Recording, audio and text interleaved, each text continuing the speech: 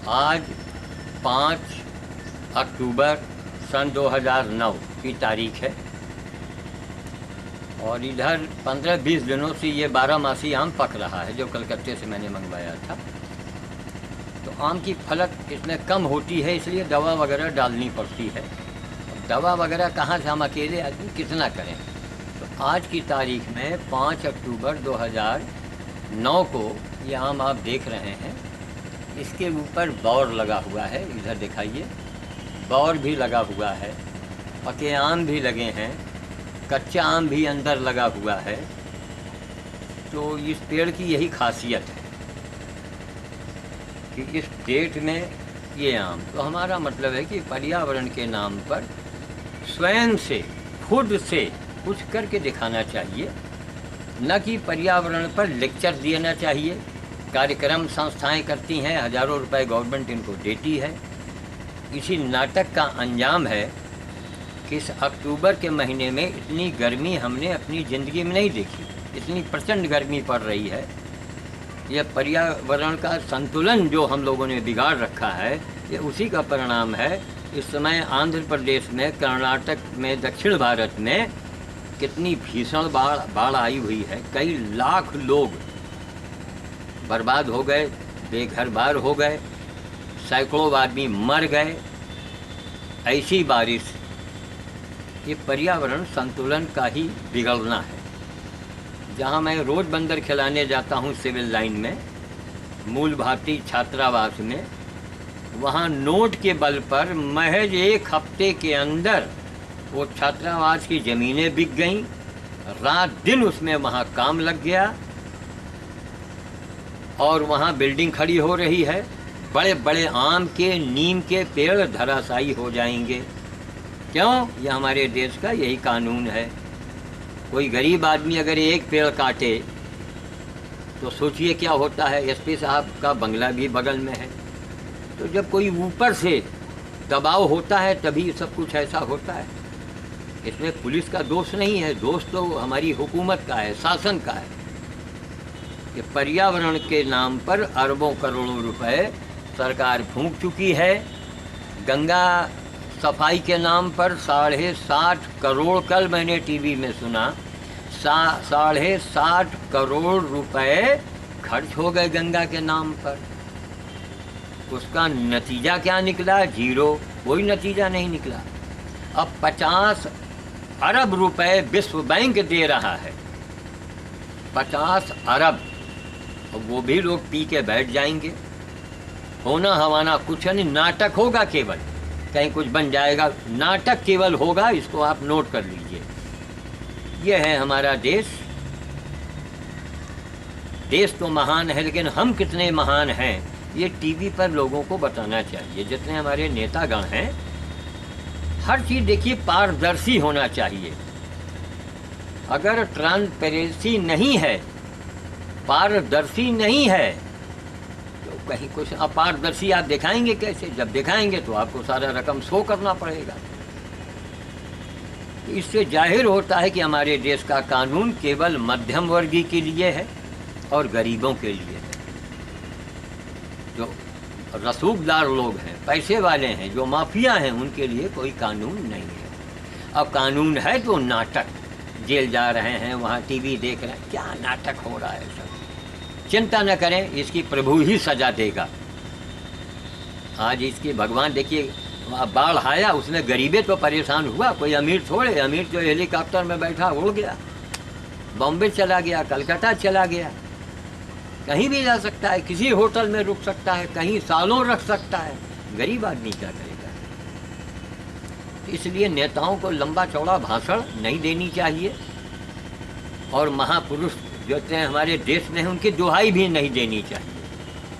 महात्मा गांधी की दुहाई दे के खद्दर पहन के आज लोग क्या कर रहे हैं? गौरतलब बात। हमारी बातों को सुन के जितने नेतागण हैं उनका तो खून उबलता होगा है कि ये ससुरा, अरे अब क्या कहें मुंह से हम उनके लिए कि देखिए गलत काम का गलत अंजाम होगा। गलत पैसा आपके घर में आएगा, आपके लड़के कभी सुधरेंगे ना। अगर वो आपने इंग्लैंड भी उनको पढ़ा दिया तो कोई ज़रूरी है कि उनकी पूरी ज़िंदगी उनको मिल जाए?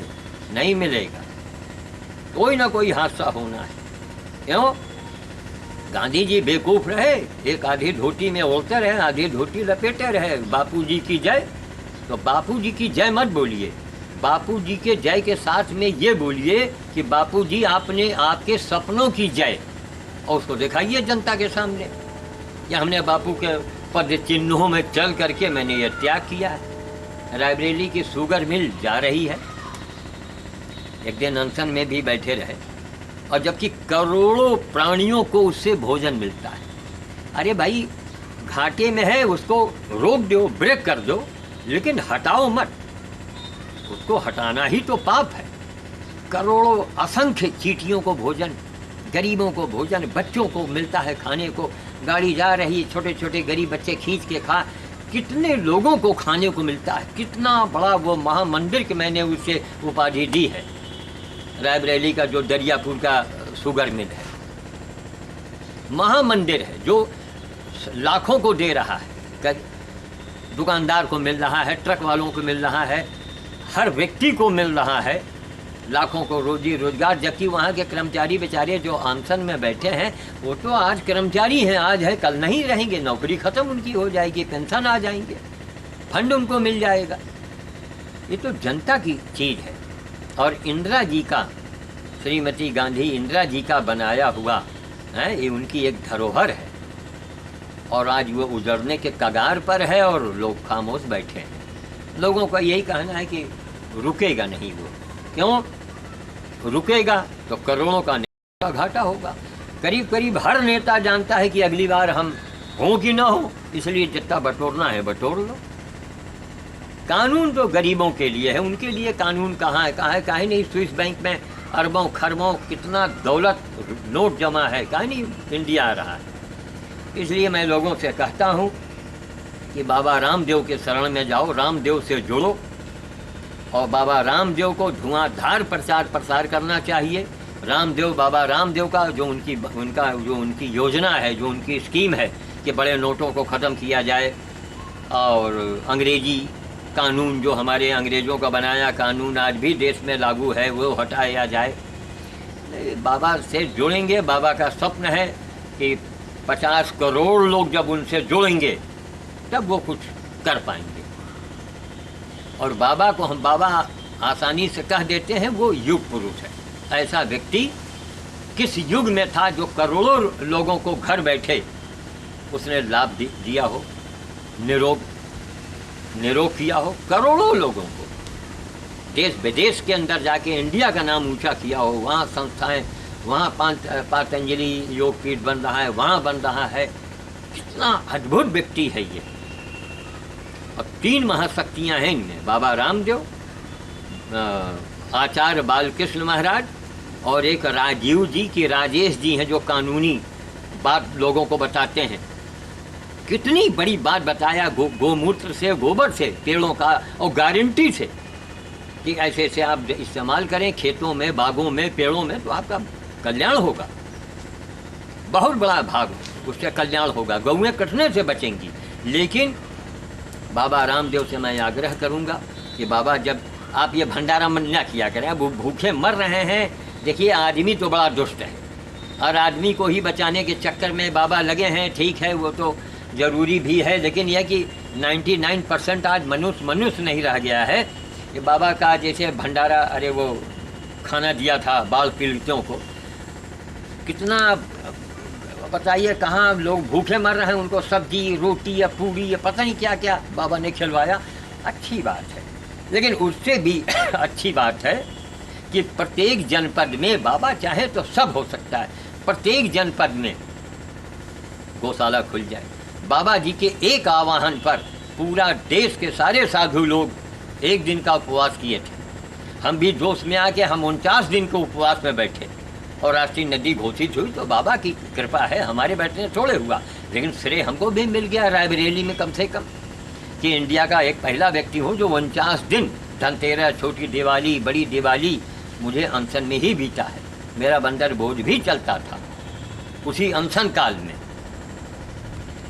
तो अब हमने चूँकि बाबा जी से नहीं राय लिया था, नहीं पूछा था, तो अब यह है कि बाबा की जो आज्ञा होगी उसी का पालन करना चाहिए, एकदम से नहीं।